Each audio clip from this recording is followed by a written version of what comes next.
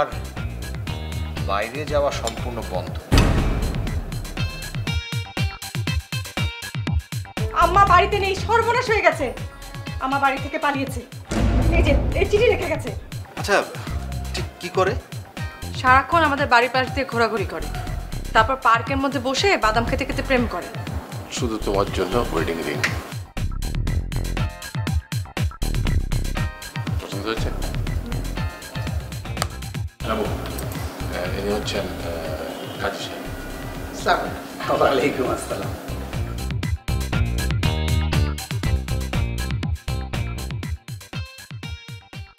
ভাই সাহেব, তাহলে এবার পাত্রপাত্রীকে ডাকেন, বিবাহের কাজটা সম্পন্ন করি, কারণ শুভ কাজে দেরি করতে নেই।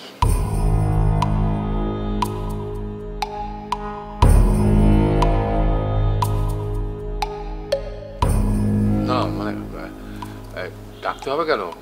পাত্রপাত্রী তো আপনার সামনে বসা। আমার সামনে তো আপনারা দুজন বসে আছেন, পাত্রপাত্রী কোথায়? জি আমি পাত্র, আর ইনি পাত্রী, মোসাম্মদ রাবেয়া খাতুন ওরফে রাবু।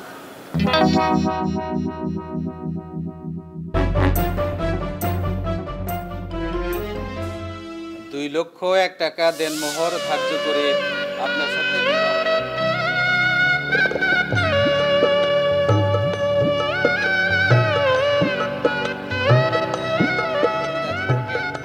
তিনবার বলেন কবুল কবুল কবুল। কবুল কবুল কবুল। মাশাআল্লাহ মাশাআল্লাহ।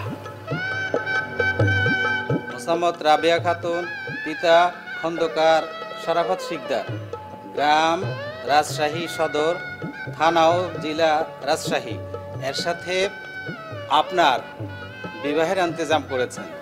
আপনি যদি রাজি থাকেন তাহলে বলেন কবুল কবুল। আবার বলেন কবুল।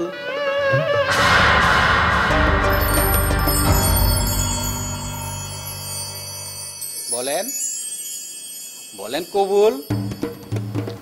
না কবুল না।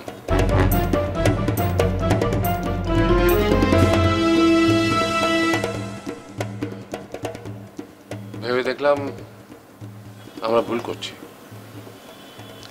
আমাদের সন্তুষ্টির জন্য আমরা আমাদের সন্তানদের কষ্ট দিচ্ছি। আসলে এটা ঠিক হচ্ছে না।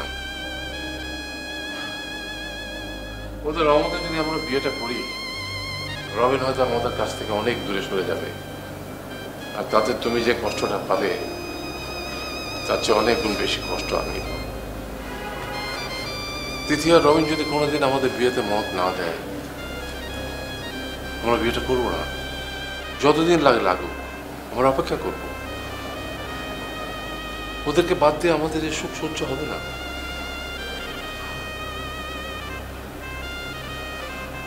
হ্যাঁ,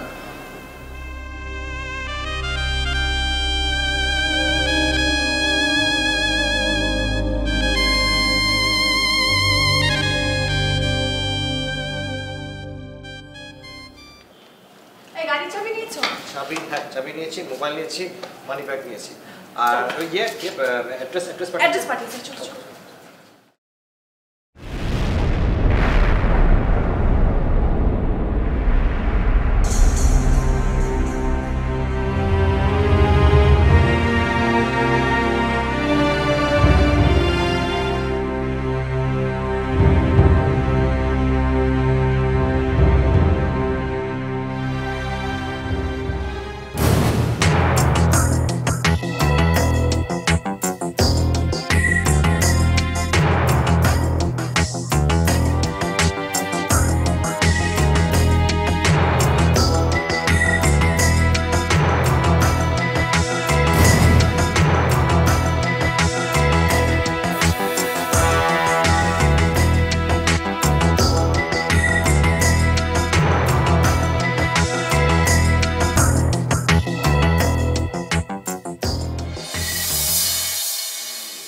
স্যার, সারা বাড়ি তন্ন তন্ন করে খুঁজছি স্যার, কোথাও কেউ নেই।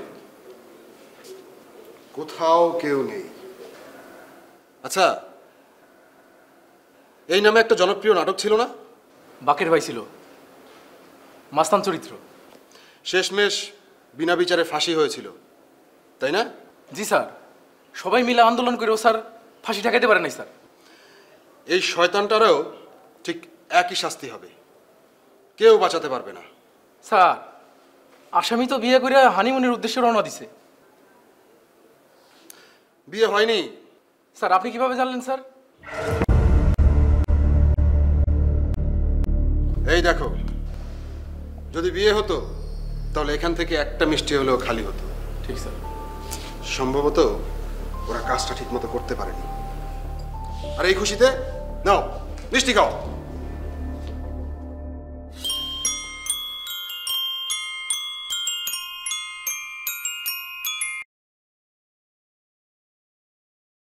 হ্যালো। হ্যাঁ ভাইয়া, হ্যাঁ, আমরা ঠিক ঠিকানা মতো চলে এসেছি, কিন্তু বাসায় কেউ নেই। খুব সম্ভবত আমাদের আসার খবর ওরা আগে ভাগে পেয়ে। জানি ভাইয়া, ওখান থেকে পালিয়েছে। তুই কি করে জানলি? কারণ সেখান থেকে পালিয়ে তো আমাদের বাসায় এসে উপস্থিত হয়েছে। কি? হ্যাঁ ভাইয়া, ভাইয়া তুমি তাড়াতাড়ি এখানে চলে আসো। আমি এখনই আসছি। আমার আসার আগ পর্যন্ত ওই বুড়োটাকে ছলে বলে কৌশলে ভুলিয়ে রাখবি। হ্যাঁ ঠিক আছে ভাইয়া, তুমি তাড়াতাড়ি আসো, আমার না ভীষণ ভয় করছে। ভয়? আরে তুই পুলিশ অফিসারের বোন, যার বাবা একজন অ্যাডভোকেট, সে কোনো ভয় পাবে? আরে আমি যেভাবে বলেছি ঠিক সেইভাবে কর। আমি এখনই আসছি। ওকে ওকে ওকে ভাইয়া, ঠিক আছে। ওকে। এই, মুভ।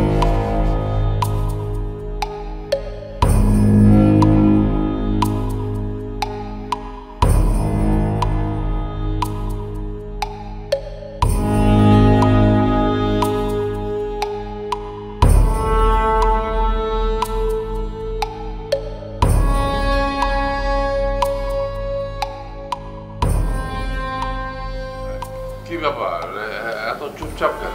কেউ কিছু বলছে না? আমার কিছু বলার নেই, আমার যা বলার আমি সেটা আগেই বলে দিয়েছি। বৌমা, তুমি কিছু বলবে না? আমি আর কি বলবো, আমার কথা কে শোনে? কিছু বললে তো আবার বেশি কথা বলে ফেলবো। বলুন, আপনারা যেহেতু বলতে এসেছেন বলুন, আমরা শুনছি। তুমি বলো। তুই বল। না, তুমি। তুই। আরে থামুন, ফাজলামো শুরু করেছে। তুমি বলো, তুমি বলো, তুমি বলো, তুমি বলো। কথা যেই বলুন না কেন, কথার মানে তো আর পাল্টে যাবে না। বলুন, যে কোনো একজন বলুন। আচ্ছা ঠিক আছে, আমি বলি। গলাটা শুকিয়ে আসছে, একটু পানি খেয়ে গলাটা ভিজিয়ে নিলে ভালো হতো। বৌমা, এক গ্লাস পানি খাওয়ানো যাবে?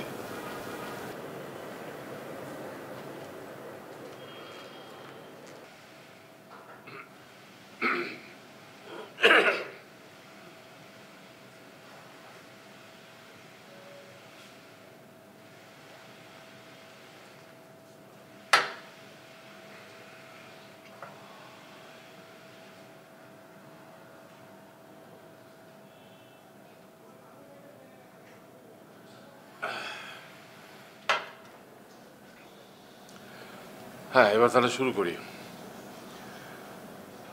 আমরা এখনো বিয়ে করিনি।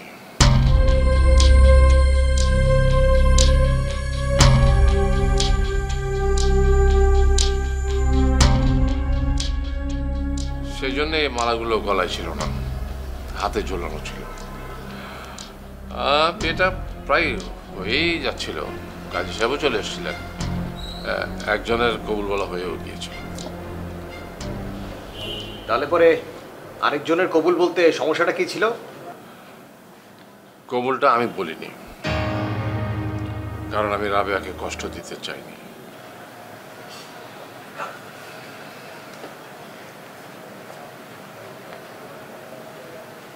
আমরা যদি বিয়েটা এভাবে তোমাদের অমতে করে ফেলতাম তাহলে তোমরা হয়তো মেনে নিতে পারতে না, তাতে রাবেয়া খুব কষ্ট পেত। আর একটা মায়ের কাছ থেকে তার সন্তানকে দূরে ঠেলে দেওয়ার মতো অত নিষ্ঠুর মানুষ। আমরা এসেছি তোদের অনুমতি নিতে। শুধু তোর না, তিথিরও। তিথিরও তো আমার মেয়ে নাকি? তা অনুমতিটা যদি আমরা না দিই? অপেক্ষা করব আমরা দুজনই। যখন তোমাদের মনে হবে যে আমরা ভুল কিছু করছি না, আমরা তথাকথিত সামাজিকতার বিরুদ্ধে কিছু করছি না, যখন তোমরা হাসি মুখে আমাদের বিয়েতে উপস্থিত হতে পারবে, যখন তোমরা সে বিয়েতে সাক্ষী হবে, তখন আমরা বিয়ে করব, তার আগে না। আর আমাদের যদি কোনোদিনই সেরকম মনে না হয়? করব না, আমরা বিয়ে করব না। একটা সময়ের পর নিজেদের সুখ বলে আর কিছু থাকে না। খুব কাছের মানুষ, যারা আপন মানুষ, তাদের ভালো রাখার মধ্যেই যাবতীয় সুখ লুকিয়ে থাকে।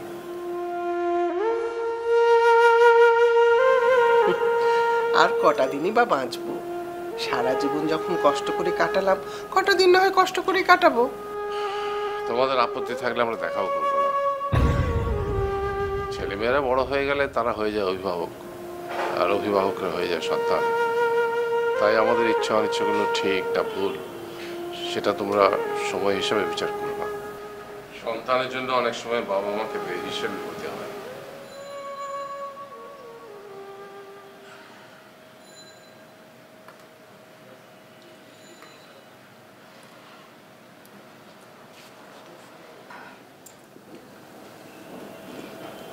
মা,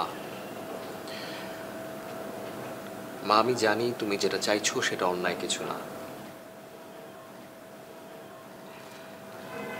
কিন্তু আমি আমার বাবার জায়গায় অন্য কাউকে স্থান দিতে পারবো না। কেন পারবো না সে উত্তর আমার কাছে নেই।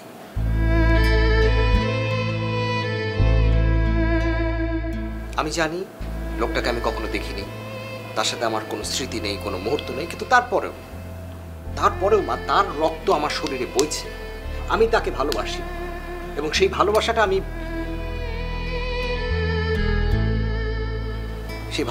অন্য কারোর সাথে শেয়ার করতে পারবো না মা। ভালোবাসা তোকে শেয়ার করতে হবে না বাবা। আমি তোর বাবা সম্পর্কে এতদিন যা কিছু বলেছি সব মিথ্যে।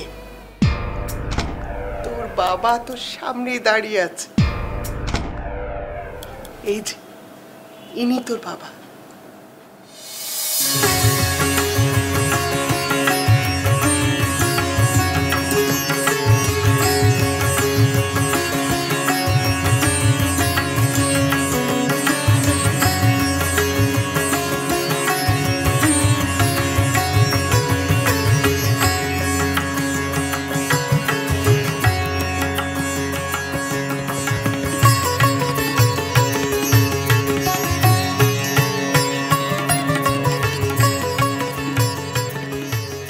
আমাদের প্রেমটা শুরু হয়েছিল সেই কলেজ জীবন থেকেই।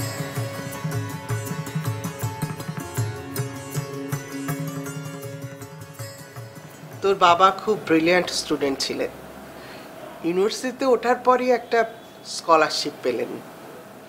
আমাদের ফ্যামিলির সবাই জানতো আমাদের প্রেমের কথা, কিন্তু সেই মুহূর্তে স্কলারশিপ পাওয়ার জন্য বিয়ে দিতে রাজি হলেন না। আমরা গোপনে বিয়েটা করে ফেলি। তোর বাবা বিদেশ চলে গেলেন। ঠিক তার কয়েক মাস পরই আমি বুঝতে পারলাম তুই পেটে এসেছিস।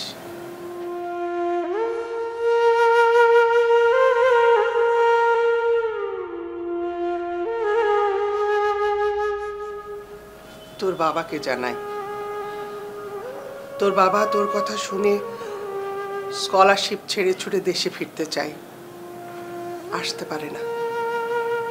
আমি অপেক্ষা করি, এদিকে তুই আসার সময় ঘনিয়ে আসে। সবার কাছে জানাজানি হয়ে যায় ব্যাপারটা।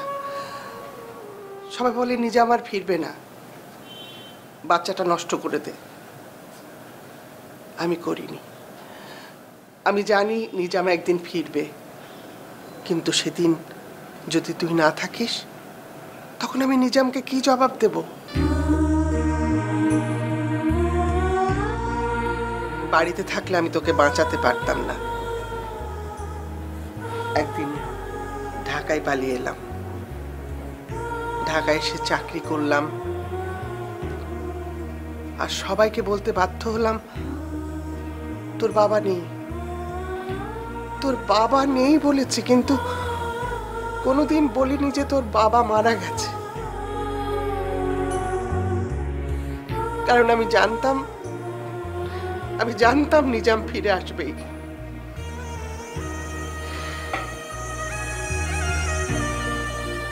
আপনি তখন আসেননি কেন?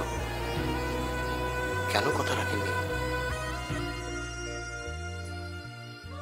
কথায় বলে না, life is more fictional than a fiction.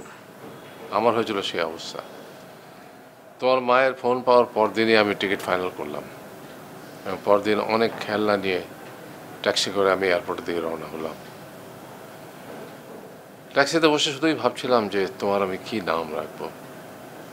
তারপরে ভয়ানক একটা শব্দে সব অন্ধকার হয়ে গেল।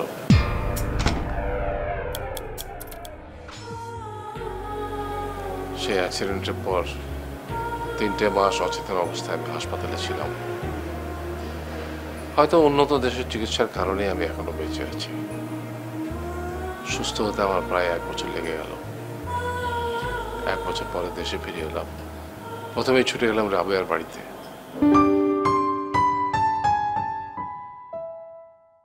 বলল রাবেয়া নেই, রাবেয়া মারা গেছে। আমি বিশ্বাস করিনি। আমার মন বলল যে রাবেয়া মরতে পারে না, রাবেয়া বেঁচে আছে। আমি সেই দিন থেকে রাবেয়ার খোঁজে বেরিয়ে পড়লাম। শহর থেকে শহর, গ্রাম থেকে গ্রাম আমি রাবেয়াকে খুঁজে বেড়ালাম। একসময় মানসিকভাবে ভেঙে পড়লাম, আমি হতাশ হয়ে পড়লাম। তারপর আবার আমার মন বলল না, রাবেয়া মরতে পারে না, রাবেয়া বেঁচে আছে। আমি আবার জেগে উঠলাম। তারপর থেকে আবার খুঁজতে শুরু করলাম রাবেয়াকে।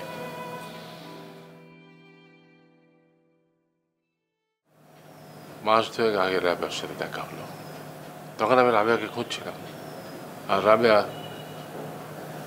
বৌমার জন্য কি যেন কিনতে গিয়েছিল। টক দই, বৌমা টক দই খেতে খুব ভালোবাসে।